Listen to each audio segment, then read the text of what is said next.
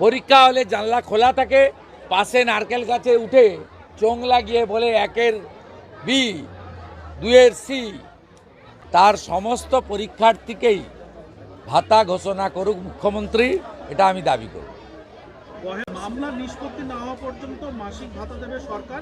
নবান্নের বৈঠকে চাকরিহারা group C group B কর্মীদের ফোনে আশ্বাস দিলেন মুখ্যমন্ত্রী। আমি স্বাগত জানিয়ে দাবি করব 2016 সালে 22 লক্ষ পরীক্ষার্থীকেই ভাতা দেওয়া হোক।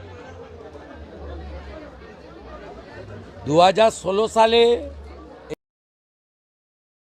আর সমস্ত পরীক্ষার্থীকেই ভাতা ঘোষণা করুক মুখ্যমন্ত্রী, এটা আমি দাবি করব।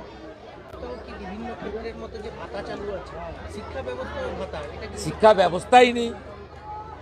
যাদের পয়সা আছে প্রত্যেকটা ছেলে মেয়েকে ইংলিশ মিডিয়ামে ভর্তি করাচ্ছে, সিবিএসসি আইসিএসসি।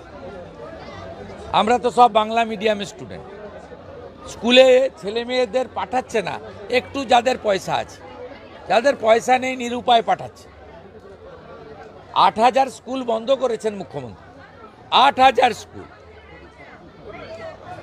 স্কুলে কিচ্ছু নেই। মাস্টারমশাইদের মিড ডে মিলের হিসাব রাখার কাজ দিয়ে দেওয়া হয়েছে।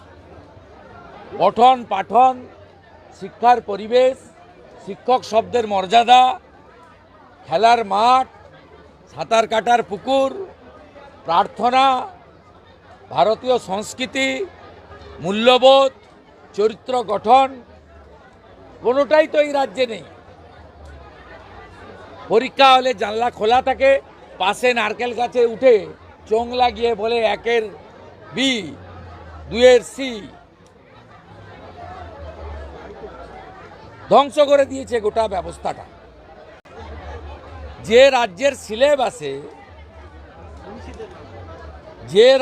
সিলেবাসে ক্ষুদিরাম বসু মাতঙ্গিনী হাজরার সম্পর্কে 3 লাইন থাকে, পার্থর সম্পর্কে 8 লাইন থাকে, সেই রাজ্যের সিলেবাস কি হতে পারে দেখুন।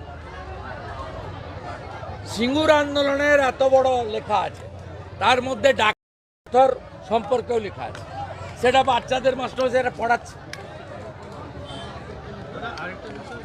মুর্শিদাবাদ নিয়ে জাতীয় মহিলা কমিশন রিপোর্ট দিয়েছে যে ইচ্ছাকৃত এবং পূর্ব পরিকল্পিত। আমি সব রিপোর্টে বিশ্বাস করি। I want action.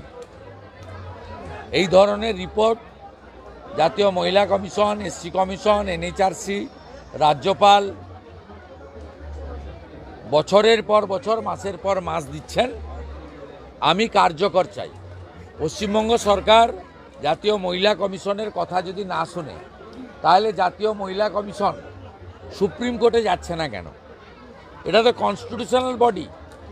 শিক্ষা দিন। We want action. We are not interested for discussion. একটাও না ছাড় পাই। খুঁজে বার করে 56 ইঞ্চি অনেক গল্প শুনিয়েছি। এবার সময় এসেছে সত্যিকার 56 ইঞ্চি না 16 ইঞ্চি তার প্রমাণের। আমাদের নাগরিকের হয়েছে। আমি তো প্রশ্ন সরকারকে করব। কেন্দ্র করে ধর্মীয় বিভাজনে ব্যস্ত কেন্দ্রের বিজেপি সরকার যেমন, এবং বিভিন্ন জায়গায় বিজেপিরা, কিন্তু সাধারণ মানুষকে এই প্রশ্ন তোলার মাইন্ডকে ডাইভার্ট করে দিচ্ছে যে ওখানে বিভিন্ন লেয়ারের সিকিউরিটি থাকে। তারপরেও কিভাবে দীর্ঘক্ষণ ধরে ওখানে কার্যকলাপ চালালো ওই সমাজ বিরোধীগুলো, মানবতার বিরোধী। ব্যর্থতার দায় আপনাকে স্বীকার করতে হবে এবং ইনশিওর করতে হবে আগামী দিনে এটা হতে দেব না। পুলওয়ামার পরপর একটা বালাকোটের ঘটনা আমাদের সবার মনে আছে, কিন্তু পুলওয়ামাকে নিয়ে যে প্রশ্নগুলো উঠেছিল তার উত্তর কিন্তু আজও পর্যন্ত হয়নি। সেগুলো চাপা পড়ে যাবে না তো? নিশ্চয়ই পরতার বিরুদ্ধে আমাদের রুখতেই হবে, এ নিয়ে কোনো সন্দেহ নেই। কেন রুখতে পারলো না? কেন নিরাপত্তা ফেল করলো? কেন এতগুলো নিরীহ মানুষ গেল? তাহলে প্রধানমন্ত্রী কাশ্মীর নিয়ে যা বলছিলেন সেগুলো বাতুলতা বলে মনে হচ্ছে। কেন সেটা হলো? এই প্রশ্নের উত্তরটা তো দিতে হবে। তাহলে মানুষের নিরাপত্তাহীনতা কিন্তু আরো বাড়বে।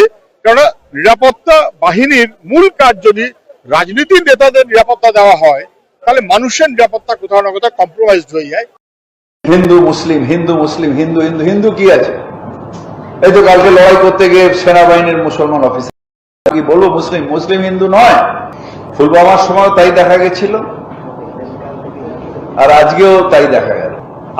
আপনে আচারী ধর্ম পরের শেখাও। আপনারা অপদার্থ, আপনারা করতে পাচ্ছেন না। ওভার কনফিডেন্সের জন্য আজকে এই অবস্থা। ওই এয়ারপোর্টটুকু